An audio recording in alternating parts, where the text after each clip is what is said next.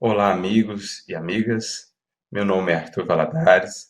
Estou passando aqui para a gente fazer um estudo hoje sobre o suicídio, essa questão grave, importante dos nossos tempos modernos, sob a luz, da doutrina espírita, sobre o ferramental que o Espiritismo nos traz, como que ele nos auxilia a entender todo esse processo e também como ele nos auxilia a encontrar meios de prevenção, meios de fortalecimento das criaturas para que possam lidar com as questões atinentes à vida aqui na matéria, sem que o suicídio venha a ser aí uma escolha, uma porta de saída viável em suas concepções. Então, vamos começar aqui as nossas reflexões. Preparamos um material aqui para que a gente possa, claro, fazendo um recorte, né? Este é um assunto muito vasto que pode ser abordado de muitas maneiras, mas a gente resolveu aqui fazer um recorte a partir de alguns textos de Kardec, de Emmanuel, enfim, para a gente poder entender um pouco do que está por trás, né, desses momentos que agora a gente vive, com um aumento significativo desses casos, com esse desafio que a humanidade passa agora em relação ao suicídio e a tantos outros aspectos, e também a partir do que a gente aprende com o Espiritismo, o conhecimento do espírito, a busca pela saúde em sentido integral, que envolva aí o espírito em sua totalidade, como é que a gente pode encontrar alguns meios, algumas ferramentas, para que a gente consiga realmente lidar com essa questão a partir do que nós temos já de conhecimento espiritual. E o primeiro texto que nós trazemos, vamos iniciar aqui nossas reflexões, é um texto do livro Obras Póstumas, de Kardec. Lá no capítulo 27 da segunda parte, Kardec traz algumas reflexões muito interessantes sobre esse momento de transição que agora a gente vive. É um compilado, segundo ele mesmo diz, de orientações que ele foi recebendo dos espíritos ao longo aí do desenvolvimento da codificação, orientações que ele foi recebendo de vários espíritos sobre o que é esse processo de regeneração, o que é esse momento de transição, algumas das características ou dos chamados sinais dos tempos, isto é, sinais, acontecimentos, características que seriam aí de certo modo, definidores de que nós estamos, de fato, vivenciando um processo de transição. Assim como Jesus mesmo havia feito lá no Evangelho, em Mateus capítulo 24, por exemplo, Jesus já havia trazido para a gente algumas dessas características dos momentos de transição. Né? Cada vez mais, quando a gente vai lendo o sermão profético, em Mateus 24, a gente vai vendo a atualidade daquelas falas do Mestre, e também a importância das orientações que ele nos traz ali para que estivéssemos precavidos. O cuidado lá com os falsos profetas, o cuidado lá com a mente, né, quando Jesus diz de maneira simbólica para que a gente buscasse o telhado, para que a gente buscasse os montes, etc, etc. Então, são alguns relatos, algumas informações muito importantes que já estavam lá no Evangelho e que naturalmente precisam ser decodificadas, né? Precisa ser extraído ali do aspecto simbólico o sentido espiritual, e o Espiritismo nos auxilia a fazer. Então, esse texto, Regeneração da Humanidade, de certo modo, ele vai explicar um pouco também o sermão profético e vai trazer alguma dessas características da transição. E, em determinado momento, Kardec e os espíritos ali estão conversando, refletindo em torno das mudanças que se fariam necessárias nesse momento e, naturalmente, das resistências que essas mudanças gerariam. Né? Aqueles espíritos, sobretudo aqueles mais endurecidos ainda, mais rebeldes às leis divinas, que desejariam manter aí o seu império na Terra sobre as consciências, sobre os indivíduos, com seus valores ainda muito vinculados ao materialismo, ao egoísmo, ao orgulho, etc., naturalmente que esses espíritos gerariam resistências a esse movimento regenerativo da Terra.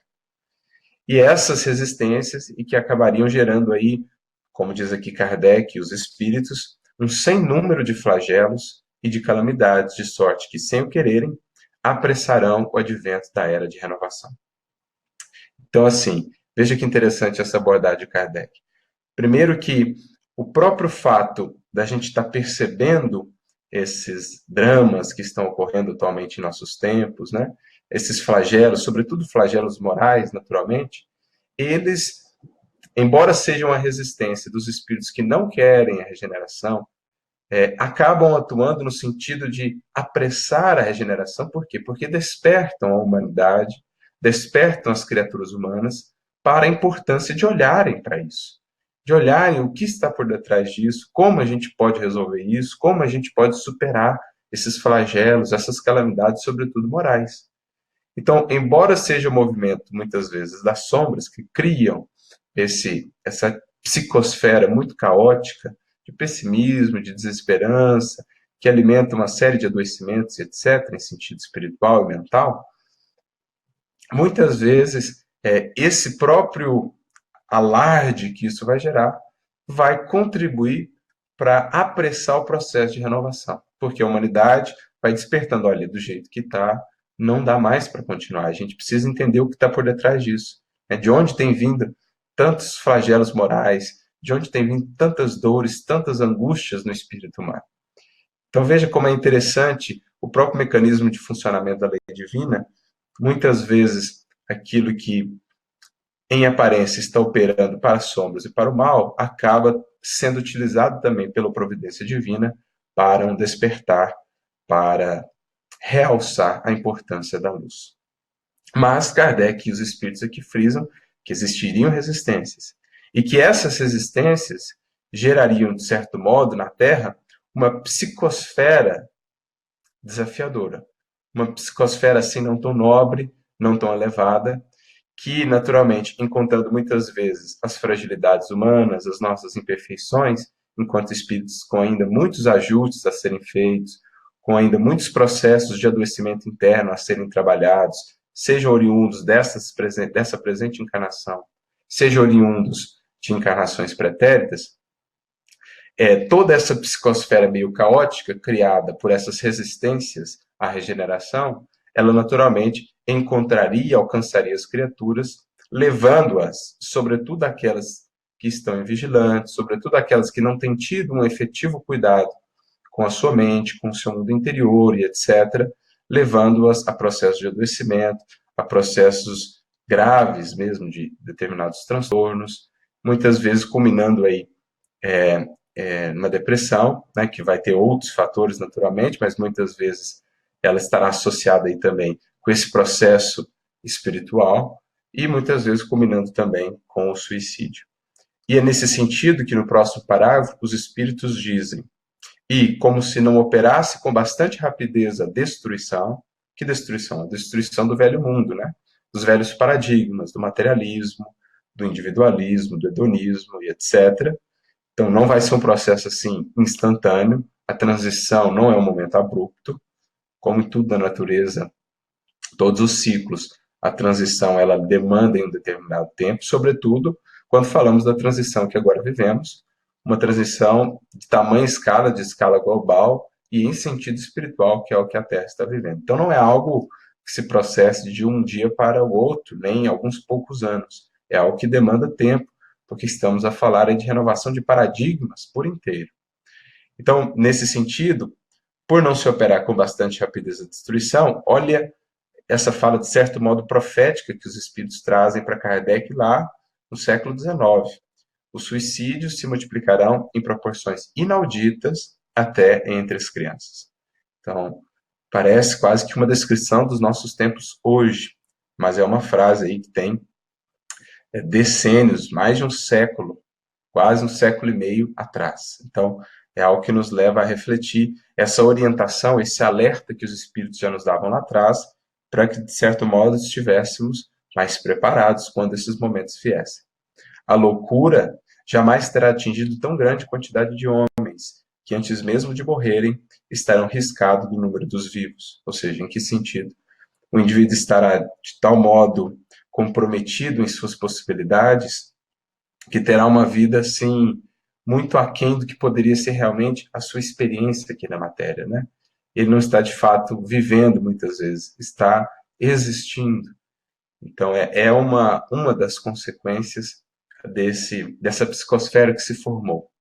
São esses os verdadeiros sinais dos tempos, e tudo isso se cumprirá pelo encadeamento das circunstâncias, como já dissemos, sem que haja mais ligeira derrogação das leis da natureza. Então, nenhuma derrogação da lei da natureza, o processo de transição não se dará aí por processos miraculosos, mágicos, nada disso. Tudo dentro de leis, tudo dentro de ciclos e de processos naturais, que naturalmente serão maiores ou menores esses ciclos ou esses processos, levando-se em consideração as escolhas humanas, individual e coletivamente. Né? As escolhas coletivas da humanidade agora podem acelerar o processo ou podem postergar o processo, mas que ele se dará dentro de leis absolutamente naturais. Contudo, através da escura nuvem que vos envolve, então veja essa ideia, né? Aquilo que falávamos de uma psicosfera. Nesses momentos da Terra em que vivemos, momentos desafiadores, em que ainda vemos muitas guerras, em que ainda vemos todas as calamidades do egoísmo, do materialismo e tudo mais, isso cria uma atmosfera, muitas vezes, de medo, de desesperança, de pessimismo, que naturalmente influencia no estado psíquico, mental, na vida interior das criaturas, sobretudo aquelas que não estão preparadas para lidar com essa psicosfera exterior, aquelas que não têm estado atentas para construir internamente uma psicosfera serena, uma psicosfera tranquila, um refúgio interior, como vai dizer Leon Denis, para que a gente possa lidar melhor com as circunstâncias sem se deixar arrastar por elas a faixas de sintonia e de vibração que nos adoeçam, né? Porque o pensamento ele está intimamente relacionado à nossa saúde em sentido integral, mesmo à nossa saúde do corpo. Basta ler o livro Pensamento e Vida de Emmanuel, que assim veremos a importância do pensamento equilibrado, do cultivo de emoções nobres, harmonizadas, para que a gente possa estar bem, para que a gente consiga acessar as faixas mais do alto e assim passar por esses momentos de sombra coletiva, digamos assim, mais equilibrados, mais habilitados a seguir avançando apesar dos reveses e dos desafios. Então há uma nuvem escura. E é isso que os espíritos estão aqui tentando nos dizer, que essa nuvem escura que ora vivemos, ela tem influenciado a muitos e tem levado a muitos a esse desespero, tem levado muitos ao transtorno, à loucura aqui, como eles dizem, né? Justamente porque a gente precisa desenvolver recursos, desenvolver valores internos, valores íntimos que nos permitam passar por esses momentos com o máximo de serenidade e de equilíbrio que nos seja possível. Mas eles prosseguem, né, sempre com esse viés da esperança. Contudo, através da escura nuvem que vos envolve, em cujo seio ronca a tempestade, já podeis ver despontando os primeiros raios da era nova. Então, como lá no primeiro parágrafo, no último parágrafo também eles retomam a ideia da esperança. Aquilo que parece ser, entre aspas, a vitória da sombra, né, do desespero, do temor, do medo, da perda do sentido da existência, o que parece no primeiro momento ser isso, na verdade, por detrás já se consegue ver também o movimento oposto de regeneração, porque essas dores mesmo já serão despertadoras da humanidade para a necessidade de mudar determinados valores, determinados paradigmas. Então, por detrás da nuvem escura já vem vindo a aurora. Por detrás dessa tempestade, a gente já pode sentir um pouco da brisa suave, da calmaria que um dia haverá de se estabelecer na Terra. Então, a gente quis trazer esse primeiro texto, que está lá no livro Obras Póstumas, que Kardec traz aí, dessa síntese que ele faz das orientações dos espíritos quanto à transição, para ver como que lá atrás os espíritos já nos alertavam para esses quadros. E talvez somente agora, mais recentemente, nós estamos realmente despertando para a importância de nos prepararmos para lidarmos com esses quadros, né? Porque as descrições aqui são quase que as descrições literais mesmo do que temos vivenciado. Então eles haviam nos alertado e agora a gente, a partir da perspectiva espírita e do evangelho, vai buscar aí recursos de como lidar com essas circunstâncias. E aí, a gente traz um outro texto agora de Emmanuel, muito similar àquele anterior, que vem também nos falar desses momentos que estamos vivendo, né, de transição, as características dessa nossa civilização, ainda no paradigma muito materialista, embora a gente tenha muitas vezes um vínculo religioso, uma busca espiritual, de um modo geral, muitos de nós ainda, mesmo informados quanto à vida espiritual, os valores espirituais, ainda vivemos uma vida mais material do que propriamente espiritual. Ainda vivemos mais o paradigma materialista do que propriamente espiritualista. Isso, em termos globais, é ainda mais válido, né? Então, Emmanuel tem uma mensagem muito interessante que ele psicografa em Paris, quando Chico esteve em Paris para a divulgação do Espiritismo, em 1965, em que ele fala ali daqueles contrastes da civilização europeia, né? Uma civilização, aquele tempo já marcada por muitos avanços sociais, avanços científicos, tecnológicos, né? Mas lidando aí com tremendas dificuldades no âmbito moral, no âmbito espiritual. E poderíamos, sem sombra de dúvida, dizer que esses contrastes da década de 60 para agora, eles, de certo modo, se acentuaram ainda mais, porque o desenvolvimento científico e tecnológico de lá para cá deu um boom jamais antes visto, né? Nos últimos 50 anos, o que nós desenvolvemos em termos de tecnologia é algo surreal, e nós acentuamos ainda mais aqueles sintomas que lá já vimos, desses problemas, dessas dificuldades no âmbito das mentes, no âmbito das consciências, no âmbito moral, no âmbito espiritual das criaturas. Então, o título da mensagem é por si interessante. Ele diz: supercultura e calamidades morais. Então está aí o contraste. Uma civilização marcada pela supercultura, inteligência, muitos sistemas filosóficos, muito desenvolvimento científico em todos os âmbitos da ciência terrena, mas ao mesmo tempo calamidades morais, verdadeiras calamidades morais. Né? Basta lembrar as guerras que haviam existido ali, mais para o início, primeira metade do século XX, depois as outras guerras que continuaram, os outros sintomas dessas calamidades morais que foram avançando. Então ele está trabalhando esse contraste, que é o grande contraste da transição, né? É o progresso intelectual alcançando aí píncaros e o progresso moral ainda muito deficitário. E a grande jornada, o grande movimento da transição planetária para que possamos adentrar uma nova faixa de evolução coletiva na Terra é justamente reequilibrar, reaproximar o progresso moral do progresso intelectual, para que assim mais estáveis possamos passar a um novo degrau, a uma nova etapa. Então Emmanuel começa essa mensagem dizendo assim: não basta juntar valores materiais para a garantia da felicidade. Então, ainda hoje, se a gente olhar muito para a nossa vivência, e digo mais uma vez, mesmo para a nossa vivência, mesmo para aqueles que já temos uma busca espiritual, uma vivência religiosa, seja ela qual for, nós ainda associamos muita felicidade às circunstâncias aqui no mundo, né? Estamos bem, estamos felizes quando as coisas no mundo se desdobram da maneira que esperaríamos, quando os recursos do mundo que esperaríamos não nos faltam, e assim sucessivamente. Ou seja, ainda vivemos uma vida muito materializada e, por isso, associando a nossa felicidade, a nossa paz e o nosso equilíbrio aos valores da matéria. Então, Emmanuel já começa na primeira frase do texto, convidando-nos a refletir sobre isso, né? A abundância da vida de um homem, já dizia Jesus, não consiste nos bens que ele possua. Então, é preciso repensar em que base temos construído nossa felicidade e, por conseguinte, nosso equilíbrio interior. Nossa habilidade de lidar com perdas no âmbito da matéria, com reveses no âmbito da matéria.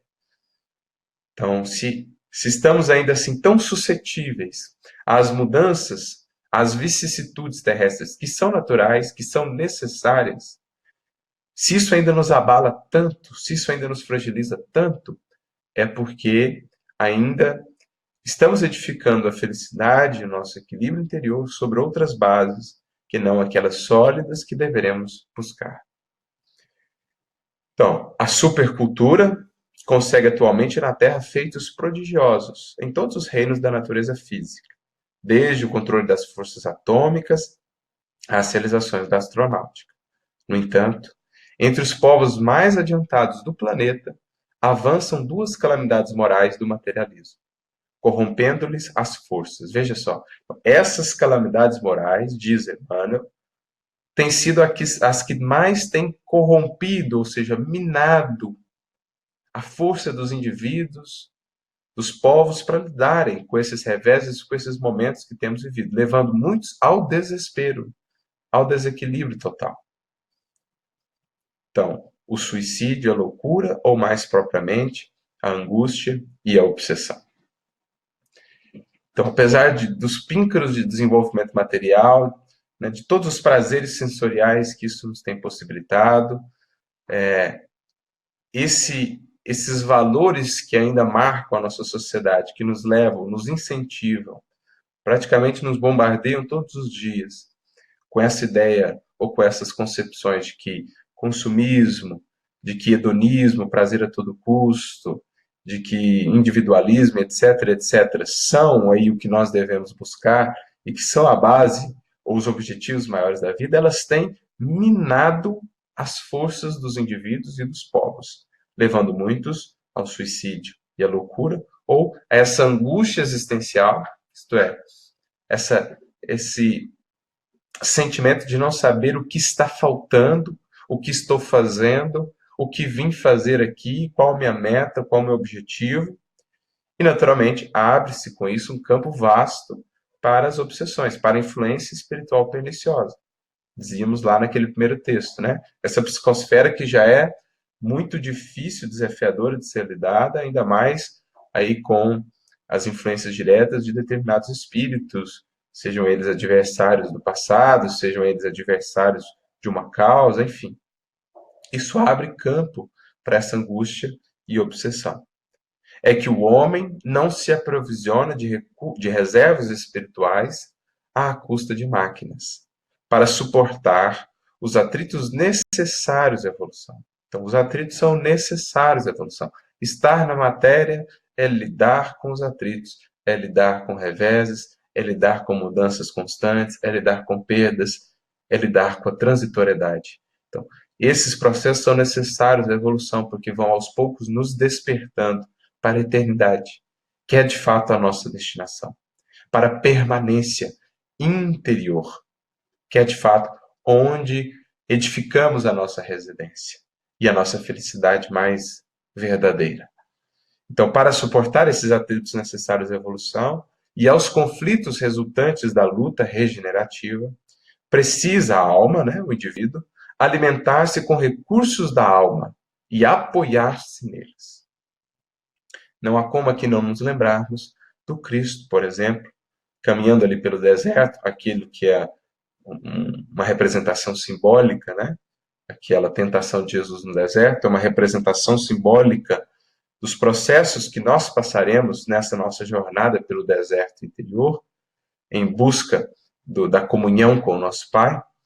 Não há como não nos lembrarmos ali de Jesus dizendo-nos: nem só de pão viverá o homem.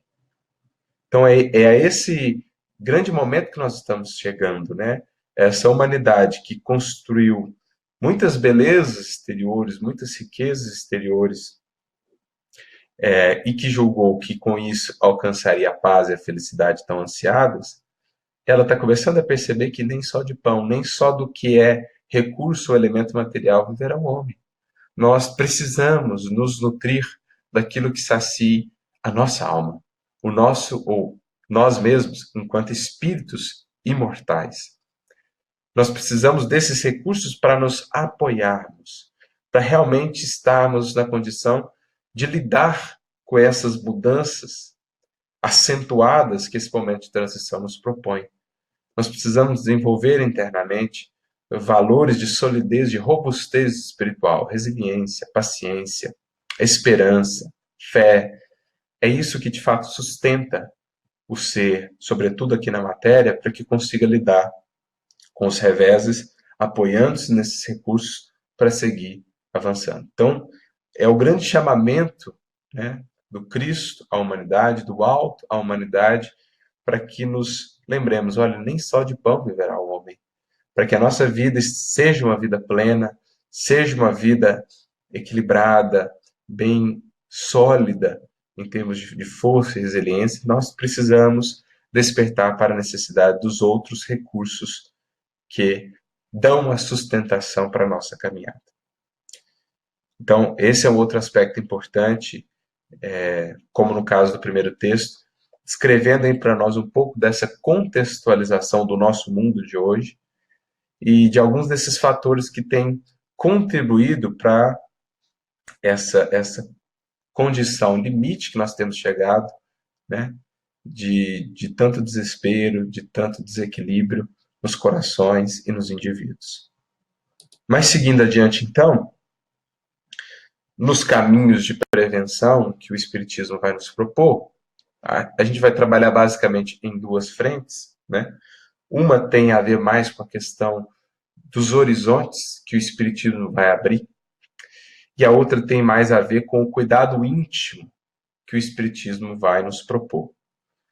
Então, Kardec mesmo dirá, lá no capítulo 5 do Evangelho segundo o Espiritismo, quando trata dos bem-aventurados aflitos, que a calma e a resignação auridas, da maneira de considerar a vida terrestre e da confiança no futuro dão ao espírito uma serenidade que é o melhor preservativo contra a loucura e o suicídio.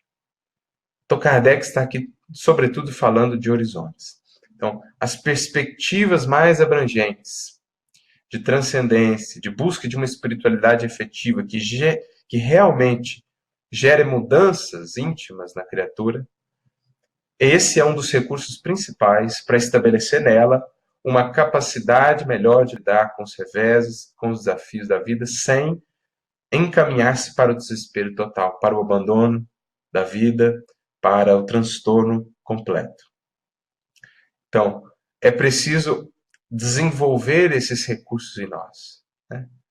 Porque às vezes vamos vivendo aqui na matéria tão atentos a outros chamados, a outras buscas, a outros valores, tão distraídos com as buscas materiais, que nos esquecemos realmente de edificar esses valores espirituais. É o que Jesus diz na parábola do semeador, quando fala lá do terceiro tipo de solo, aquele em que os espinhos abafam, a plantinha nascente do evangelho. O que ele vai dizer que eram aqueles espinhos? Os interesses, as ansiedades aqui da terra. Então, embora muitas vezes frequentando uma determinada vertente religiosa, indo ao culto, cumprindo ali todos os aspectos exteriores dessa busca espiritual muito bem, mas nós estamos vivendo uma vida tão materializada, estamos tão voltados para a matéria, que aquela experiência de espiritualização não tem atingido as suas finalidades, que é munir-me internamente dessa calma, dessa resignação, de um novo horizonte, de uma nova maneira de enxergar a vida e os reveses da vida.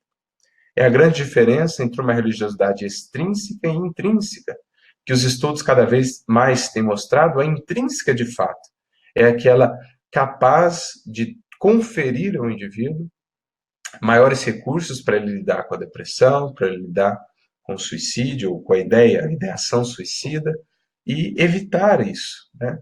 Então, é a religiosidade intrínseca, aquela que foi de fato incorporada ao ser.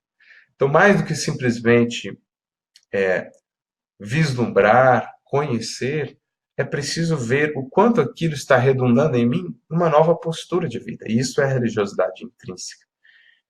O quanto aquilo está me levando a novas condutas, a novos valores, a novas metas, um novo relacionamento comigo mesmo, um novo relacionamento com os meus semelhantes, um novo relacionamento com o tempo, com o meu corpo, enfim, novas metas, nova maneira de me conduzir pela vida. Quando assim, de fato, consigo edificar-me internamente, eu vou alcançando gradativamente essa calma e essa resignação. Eu vou me harmonizando com a impermanência da vida material, porque vou me harmonizando com a permanência da vida espiritual. Eu vou criando internamente esses recursos,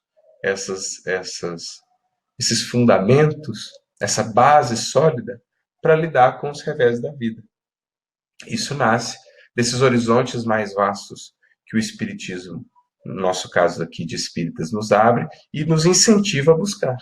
Né? Mais do que simplesmente ver esses horizontes, caminharmos para eles, mudando aí a nossa maneira de conduzir a nossa vida, de conduzir a nós mesmos. Então, quando eu abro esses horizontes mais vastos, aquilo que antes parecia muito grande, algo intransponível, um desafio, um obstáculo insuperável, quando eu coloco como pano de fundo horizontes muito mais vastos, o infinito, a eternidade, aquilo que antes parecia grande demais, torna-se agora mais fácil de ser lidado, de ser trabalhado pelo meu coração, pelo meu mundo interior. Quando eu agrego sentido às experiências desafiadoras da vida, mais fácil se torna passar por elas, mais fortalecido eu consigo estar diante delas. É algo que também concebeu de maneira muito interessante, brilhante mesmo na sua obra, Em Busca de Sentido, Viktor Frankl, quando ele vai trazer lá a frase que sintetiza, de certo modo, toda a obra: quando se tem um porquê, suporta quase qualquer... Aquele que tem um porquê suporta quase qualquer como. Então, quando eu tenho o horizonte por detrás, quando eu tenho essas novas perspectivas, eu consigo ressignificar aquela experiência que eu estou passando, e aquele como, ele não é mais agora intransponível. Por quê? Porque eu tenho um porquê lá atrás. Eu tenho algo que me move a superar aquilo, eu tenho algo que me ajuda a superar aquilo. E nesse sentido, o Espiritismo abre aí para nós imensos horizontes, trazendo para a gente uma resignação, uma confiança, uma serenidade, né?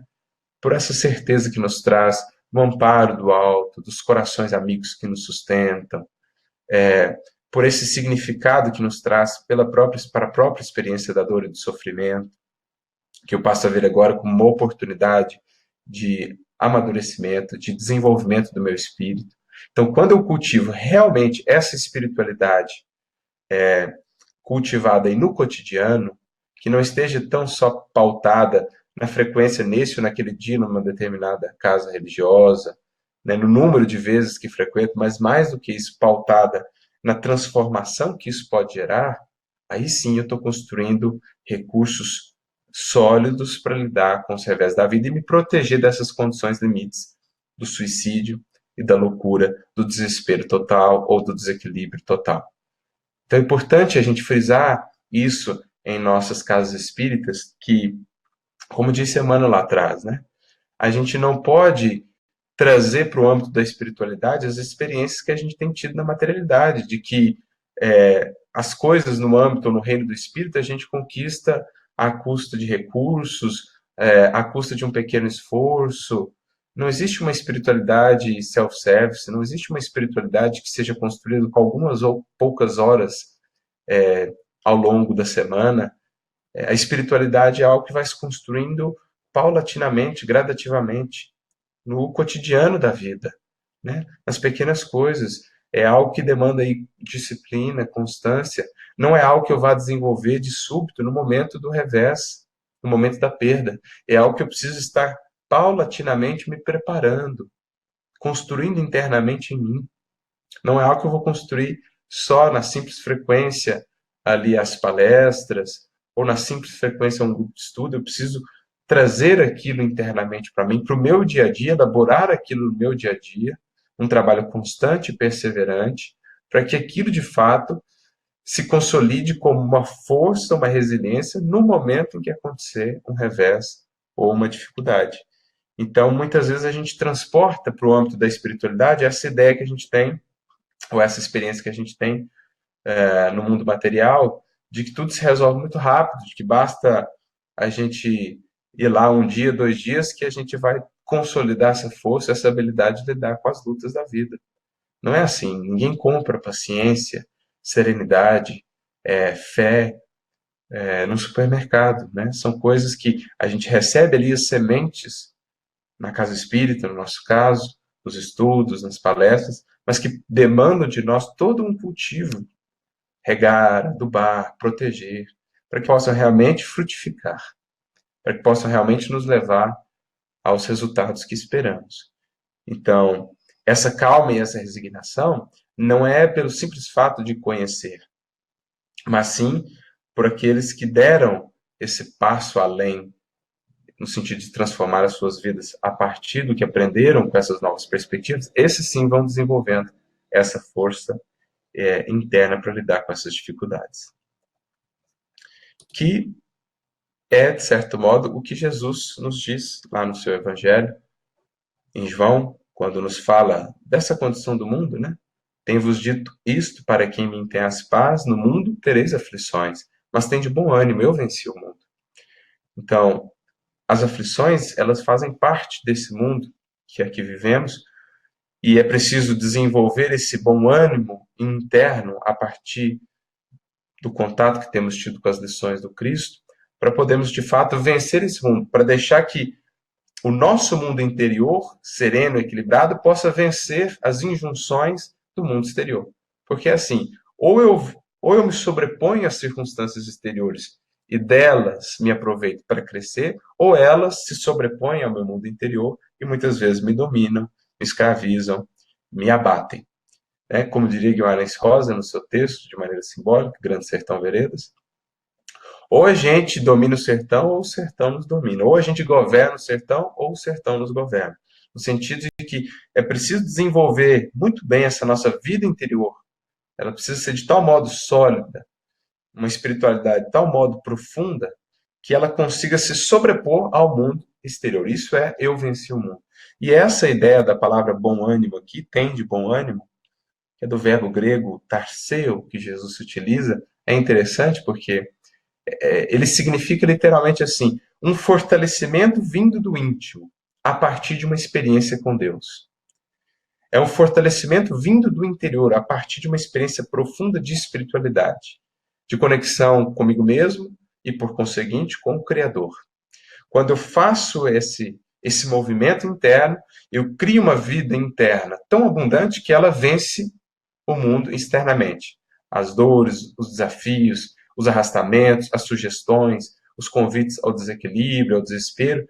A vida interna é tão abundante, é tão fértil, que ela se sobrepõe a essa exterioridade. Caso contrário, quando não temos essa fortaleza interior, o mundo nos engole, né?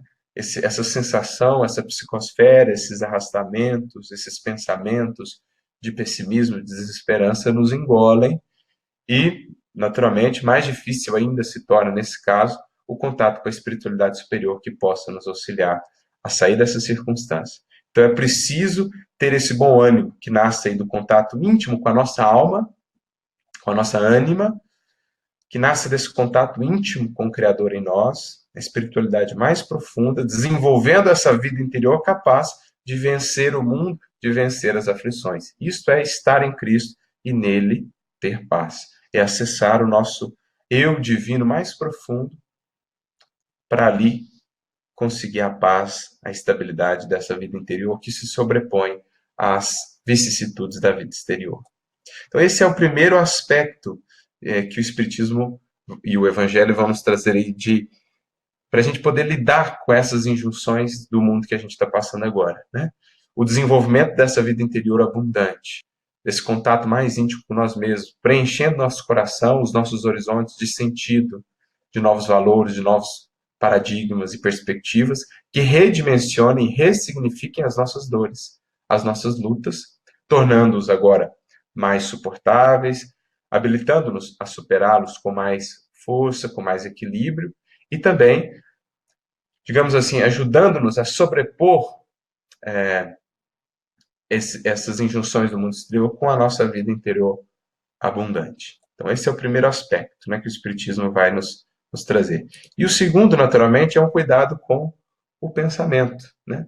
Se há toda essa psicosfera nos envolver, e se nós aprendemos com a doutrina espírita a importância do pensamento como definidor da vida, é preciso, como nunca, cuidarmos da nossa mente, do que temos pensado, do que temos acolhido em termos de sementes de ideias. Porque as ideias são sementes vivas, que vão definindo internamente no ser emoções, por sua vez definem palavras, atos e vão configurando o destino do indivíduo, a saúde ou o desequilíbrio, a libertação ou a escravização do indivíduo, segundo o que ele tem cultivado em termos de pensamentos. Né? Então, como Emmanuel mesmo define lá no livro Pensamento e Vida, o reflexo, ou seja, o mundo ao nosso redor esboça dentro de nós determinadas emoções. Então, pensamentos que nos chegam, conversas que temos, a própria psicosfera que nos envolve, os fluidos que nos envolvem, as trocas fluídicas e de pensamentos que temos com os outros, isso gera em nós emoções.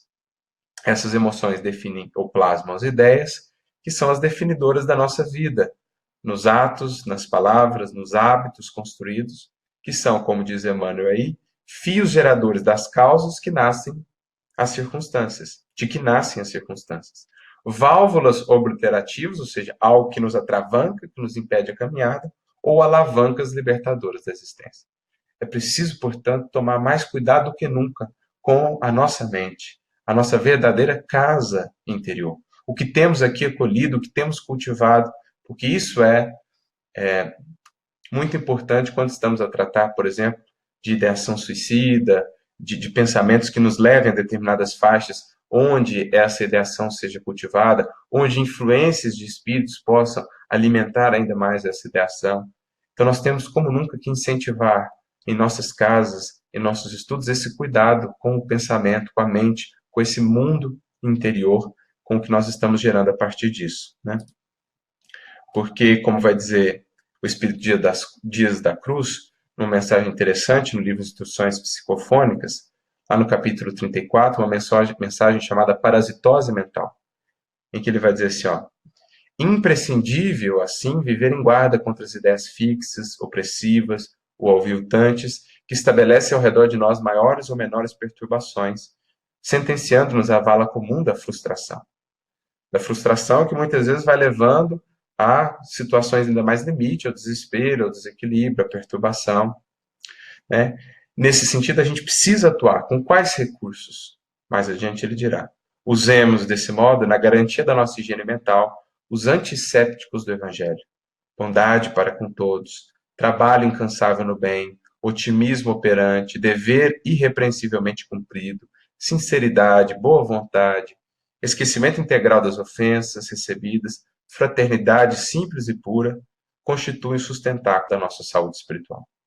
Então, diante dessa psicosfera que é desafiadora, diante de tantas mentes que querem nos arrastar a faixas de pessimismo, desesperança, em que abre-se espaço ou brecha, muitas vezes, para a inculcação de determinadas ideias, de tristeza, muitas vezes de ideação suicida, nós precisamos, como nunca, voltarmos para esse cuidado com o sentimento, com as emoções, com os pensamentos, a partir dos antissépticos que o Evangelho do Cristo nos traz.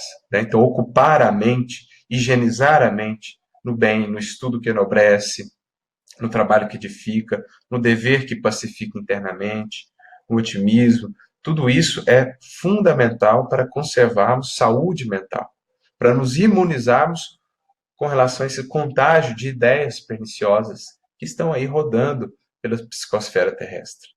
Nós precisamos alertar as consciências e os corações para esses cuidados com a mente, que é de fato onde nós vivemos, a nossa residência mental. Né?